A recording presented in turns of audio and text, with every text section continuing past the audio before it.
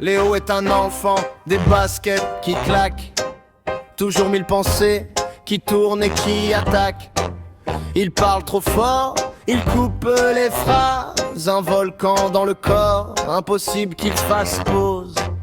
Les cahiers volent, les portes grincent, sa colère débarque avant même qu'il pense. Mange des légumes, il répond jamais, toute la maison finit par trembler. Mais derrière les cris, derrière les tempêtes, y a un petit garçon qui voudrait juste qu'on l'aide. Son cerveau cavale comme un train sans frein, et parfois même lui ne se comprend plus très bien. Il court, il crie, il explose parfois, comme si le monde allait trop vite pour lui et sa voix.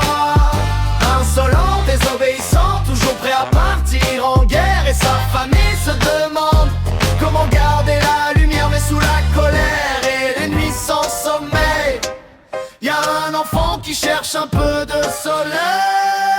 À l'école il bouge, il oublie ses affaires, les maîtresses soupirent, il faut qu'il se taise un peu. Léo est en galère. Il promet 100 fois qu'il fera des efforts, puis 5 minutes après il repart encore plus fort. Papa perd patience, maman ferme les yeux, la petite sœur pleure quand ça devient trop bruyant chez eux. Et lui dans sa chambre balance ses jouets parce qu'il sait pas comment dire qu'il s'en dépassé. Car dans sa tête c'est des éclairs toute la journée, des pensées qui dansent sans jamais s'arrêter. Il voudrait être calme, il voudrait bien faire, mais son cœur démarre avant sa raison derrière. Il court, il crie, il explose parfois, comme si le monde allait trop vite pour lui et sa voix. Insolent, désobéissant, toujours prêt à partir en guerre, et sa famille se demande comment garder la lumière mais sous la colère et les nuits sans sommeil. Y'a un enfant qui cherche un peu de soleil.